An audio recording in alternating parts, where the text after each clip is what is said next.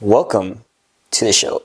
My name is Coach Carmen. And I'm Coach Nick. And we are Because of Why. And this is the Because of Why podcast. And we are in for our second week. This is Ozzy, or Bozzy Bear, or Bozzington. He is like the mascot. Ozzy, are you ready to go to work? Ready to go to work? All right, he's not talking right now. Usually he's very talkative. Anyways, so today's topic is chosen by the one and only Nick. Yes. So today's topic is about everyone's competitive edge.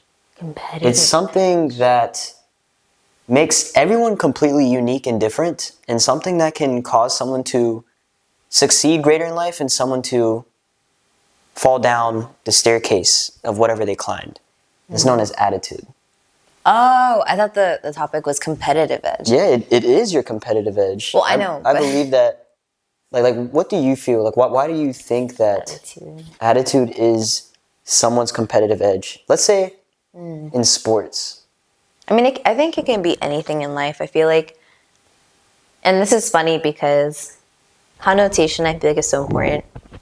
Growing up, I hated the word attitude, but I think it was because I was corrected a lot on my attitude because obviously I had a negative attitude growing up, and therefore my actions were negative. And so growing up, like, attitude was like just a bad thing. It was like, you know, you had a bad attitude. Like the word discipline. Yeah. But as I've gotten older, obviously, like, I forgot your question, but attitude, I feel like gives you... Why is it like competitive edge? Oh, yeah.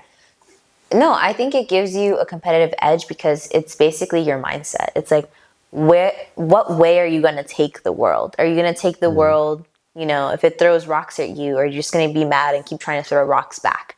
Or are you going to take those rocks, build a building, and make $1 million empire, right? Like, does your mind, is it set on how you're going to act towards the world?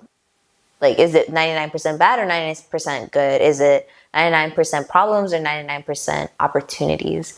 And again, I feel like attitude, in a sense, is just really, how do you take things? You know, it's not the action of doing something. It's just, how are you going to take it, right? Like, it always reminds me of Rocky. Like, how are you going to take the world? The world can be shitty, but it can also be good. So what lens are you going to look at it through? So would you say attitude is perspective? I think it is. I think it's a mix of like your perspective and your mindset. It's like, with your perspective, what mindset will you choose? I feel like that's what attitude is. What is your take on it? So I feel like everyone has like a different version of what attitude is for them. I believe like we all have like a similar definition, and it's the same thing, but we just put in different words. Yeah. Mine is essentially yours. It's just to tweak it a little more, is that I really like how you can either react or respond to a situation. For example, and I'm still working on it. Like in traffic, okay? Someone cuts me off. And hey, I've gotten a lot better than what I used to be. Still always work in progress, but if someone cuts me off in traffic, first reaction is, you bastard. How could you do that to me? Like, what are you, not a decent person? But then the response mechanism is, hey, that's where you become aware. And you're in that manual mode like you're talking about. Instead of being the automatic reactive state of, I'm a bastard, I'm going to go out and get you, I'm going to come in front of you, okay? And then maybe you look over and this dude is sweating balls because he just ate Chipotle. You gotta take a shit. He has to take a dump. Then it's just like, this guy's stomach's hurting. And again, it all falls into perspective. Attitude, I feel, is definitely mindset and perspective, because we don't know what anybody's going through throughout the day. And that person that cut me off, you know what? Maybe they're going to see their pregnant wife. Maybe their loved one just passed. Remember that story that Dean Graziosi shared? Oh, yeah. If you guys haven't heard Dean Graziosi, he is Tony Robbins' CEO. I remember we were watching one of his like webinars, and he shared this story that he was on the subway one time. Oh, it's in his book too. His book too. He was on the subway. This one, you explain it. I know you want to. Go ahead. He was in the subway, and there were like kids running around, you know, making a mess of things, and the dad was just kind of staring at the floor or something along the lines like that. And it was just, you know, Dean wasn't having a good day, and so he just went up to the guy like, dude, take care of your kids, like, they're running around the subway. And he was like, oh, you know, I'm so sorry. He tells the kids to sit down, and he goes, my wife just died, and so, you know, they're dealing with it differently. And I mean, he didn't mean it in any way. He just sat there kind of like, oh, you know, his wife just passed, and Dean just felt like the worst person in the world. And it's like, I feel like we've all been through moments like that where we misinterpret something because we're assuming. But it kind of brings me to the point, right? It's like responding versus reacting. It's like you want to start responding in your life more so that it can become a habit to react correctly, or not correctly, but better, right? Like, I remember we were driving down in the neighborhood once, and I was like, and I told you, I was like, you know, when I'm on the road, I'm not going to be the person that does this, that. And you're like, oh, I want to see that. And I was like, in my head, I was so sure, because to me, patience has been something I've been wanting to work on my entire life. And because I've wanted to work on it, it's just something that I've had my whole life. And yeah, although things will get frustrating, I know for a fact that I've practiced patience so much that even if someone does cut me off, I'll just be like, okay, I'm moving on. You know, just get like a bunch of those. I remember we saw like 3 bumper stickers that said, "Please be patient, student driver. Please be patient, student driver." I'm gonna put that on the truck for you. No, I'm just kidding. I'm a good driver. Can I ask you a question? What? What is like a personal experience, like a story you had that separated you from the rest of everybody else because of your attitude? Because of my attitude. What's up, buddy? Ozzy, the star of the show. Honestly, the first thing that comes to mind, I feel like it's I feel like it's just like it has to be a specific moment. Like something in sports. What about jiu-jitsu? In your Maybe, matches, yeah, like, how did that's a that good one. affect you? Because I guarantee there's like, if there's kids watching this that in sports, they're like, how can attitude like alter my level of how my game I play? You know what? My attitude, and it did change because I'm naturally athletic. Like, I think I'm naturally athletic when it comes to certain things, right? Like, obviously, I can't do a backflip unless it's on a trampoline yet. But that's also not my focus. What I loved doing was jujitsu. And when you love something, you tend to pour a lot into it. You get obsessed. And so you do get obsessed. And so I was practicing before class, after class, days I didn't have class. And so obviously, like, when you practice when no one else is practicing, you tend to get pretty good pretty quick. And again, it's the hard work no one sees. And so my attitude had, and I'll tell you this shift, it was, I'm so good. Yeah. No one can beat me. I'm so good. I mean, I practiced with adults. I was like 15 or 14 or 13. I don't even know. And it's like I practiced with adults. I practiced with people, 4 times my weight. Like, I'm good. Like, why be scared?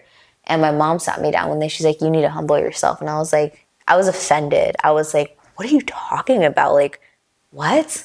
Like, because I thought, I'm a nice person. It's not like I've never been and rubbed it in on someone's face. It's just something I walked with my head high, and that was who I was going to be. And mom was like, you need to humble yourself. Like, in life, you need to be humble. Like, you can't go around arrogantly. Even if you don't say it to people, your energy, people can feel it. And I feel it off of you.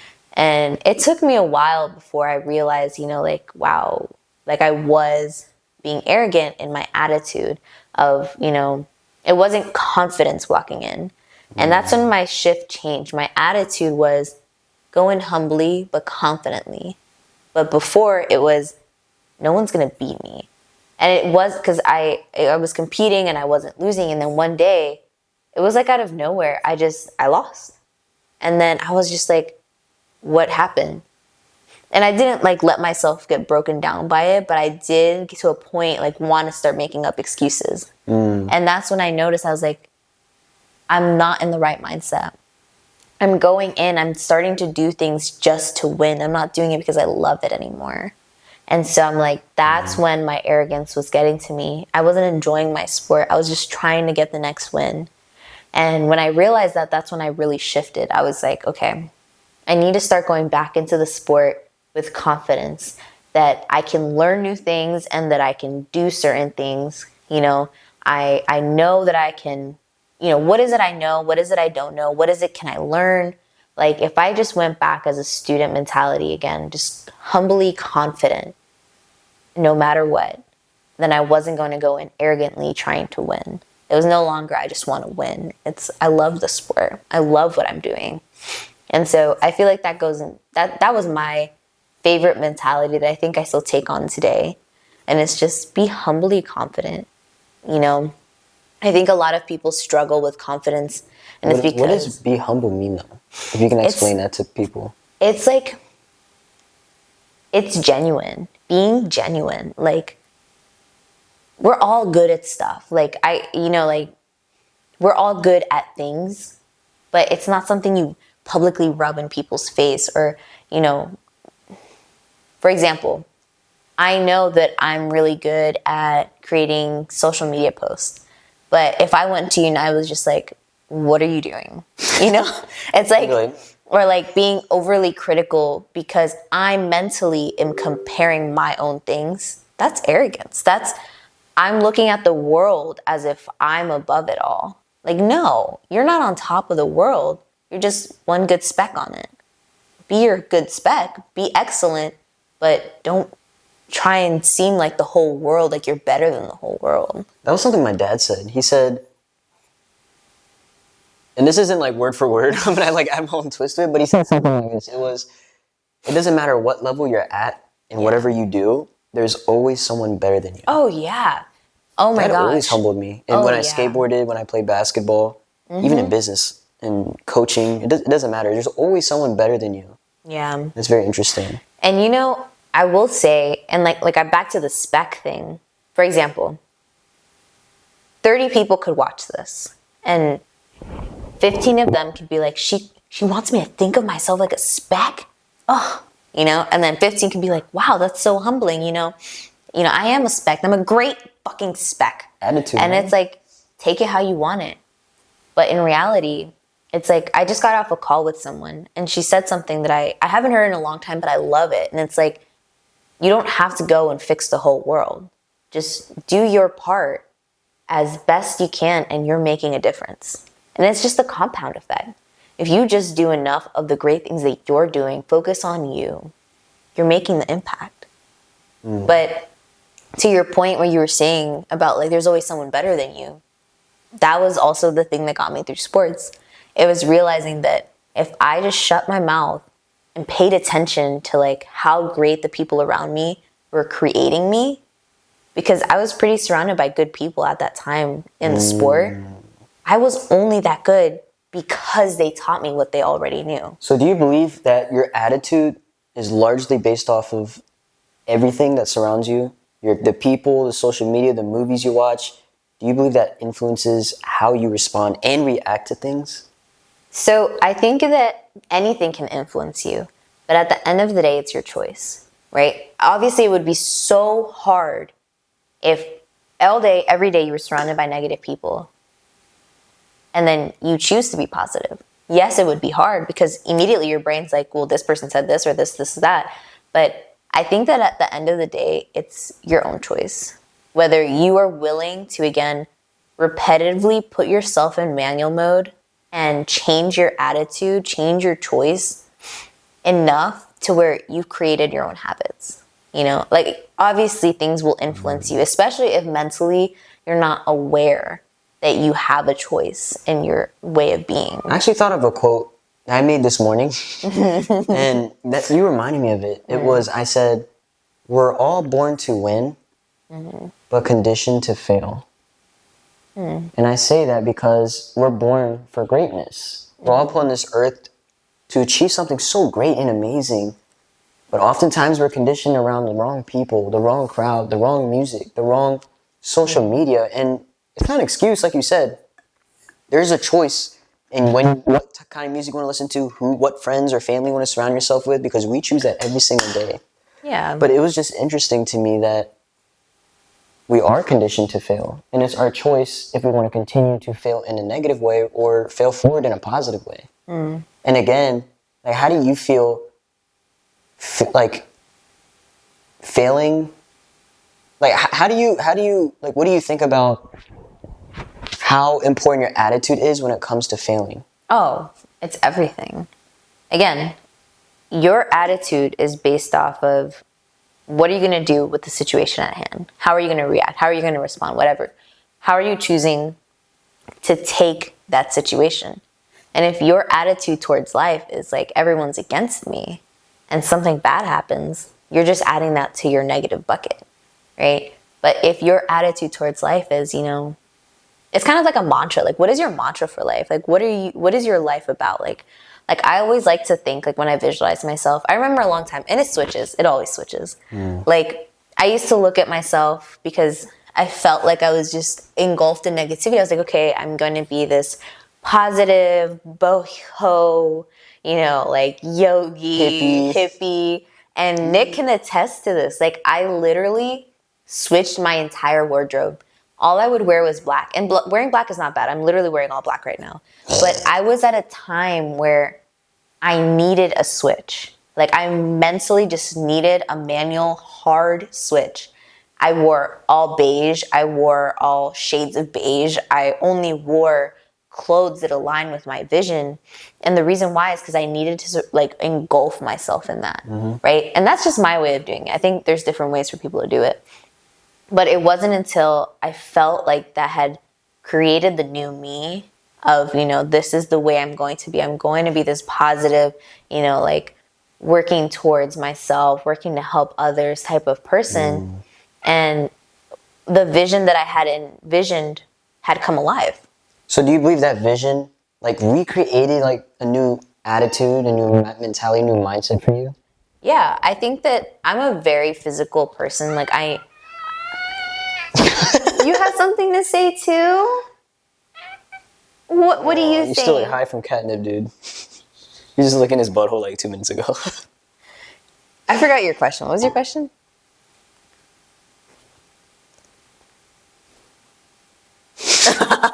I don't know. Anyways, point was like, I'm a physical person. So if I wanted my attitude to change, I needed my whole life to change. And so I took the stand to change everything.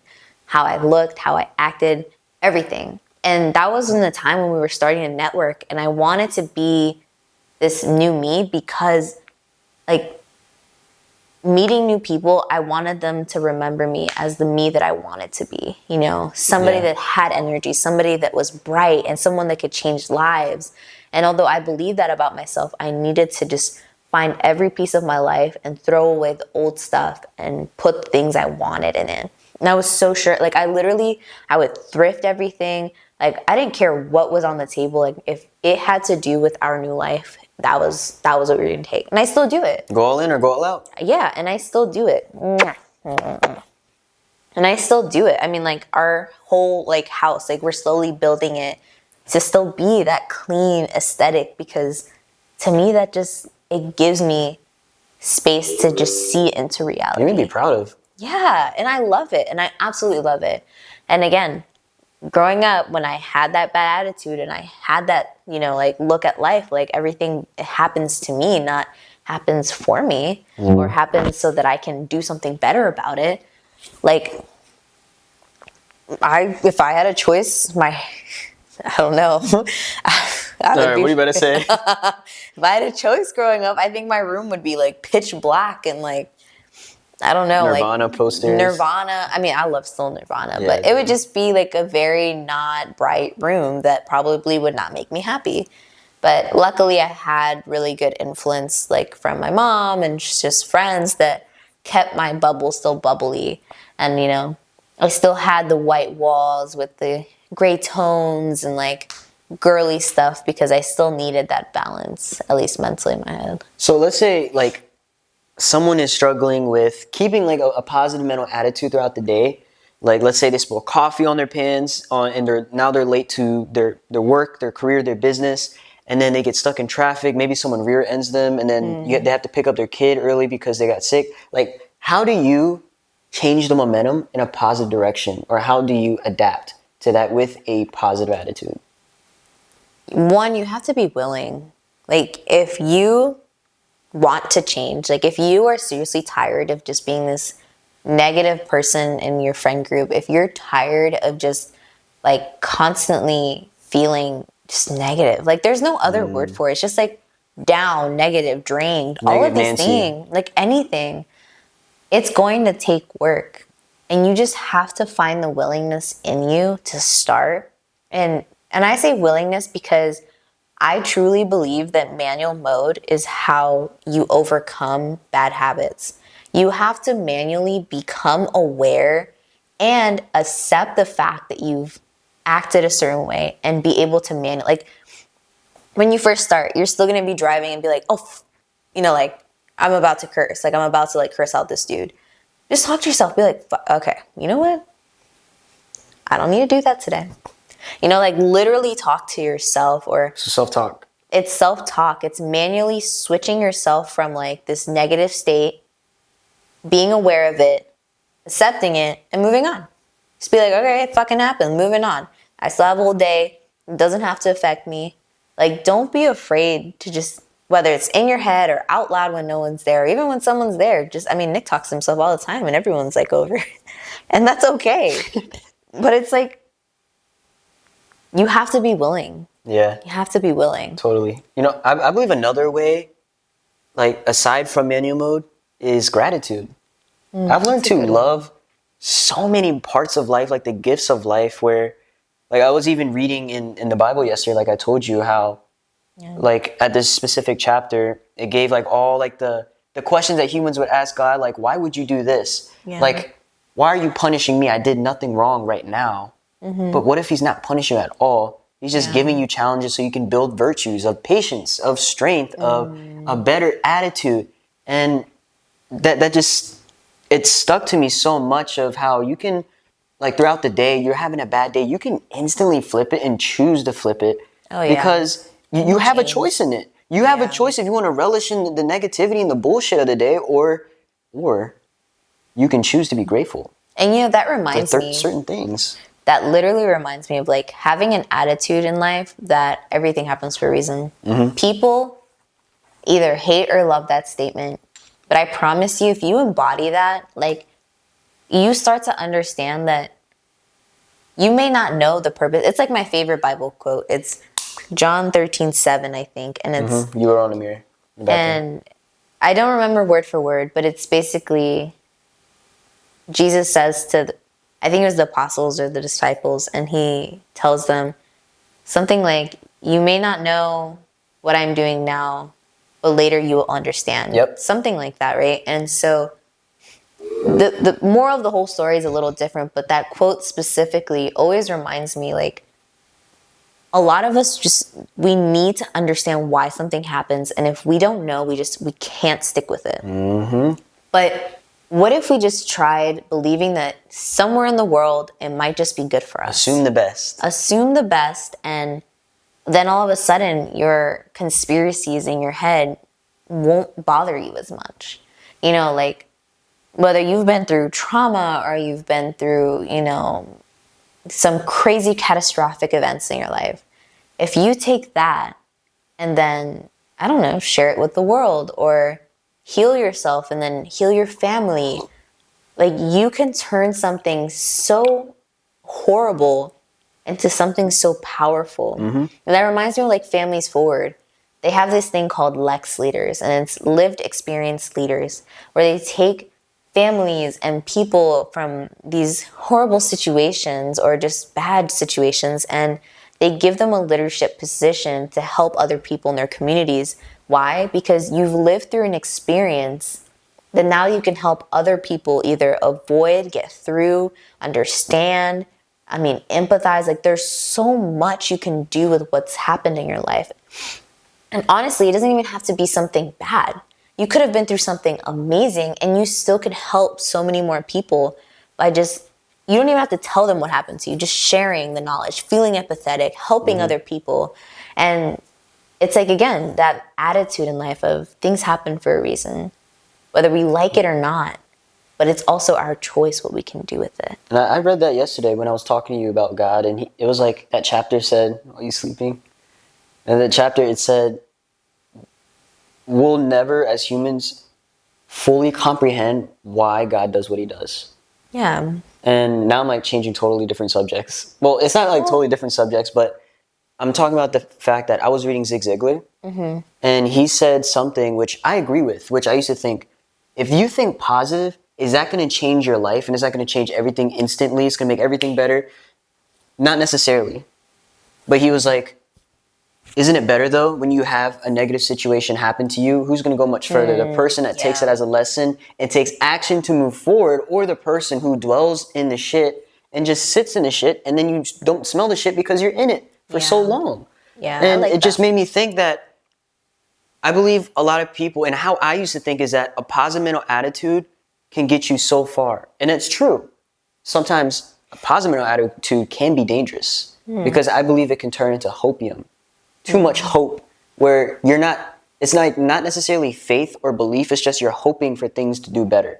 And as you're having a great positive attitude, but then you're not in like Action. in the moment and you're not taking action. Remember I told you that formula yesterday I made? I was like, attitude plus action is the progress. And if you just take action, you don't have a positive attitude, how are you going to get there? If you just have a positive attitude and you don't take action, how are you going to get there? Yeah. And that was just interesting. I wanted to point that out. No, yeah. And again, it circles all the way back. It's like, are you willing to have an action taker's mentality? Is your attitude, are you facing the world getting ready to take action, or are you just someone that wants to wait till things get to you? Fisherman or a hunter? Yeah, fisherman or hunter mentality. So yeah, it all circles back. It's like, that's the cool part about these conversations. It's like, you can put anything in the conversation and somehow it'll always circle. connect. You always say that. Yep. It does. It's very true.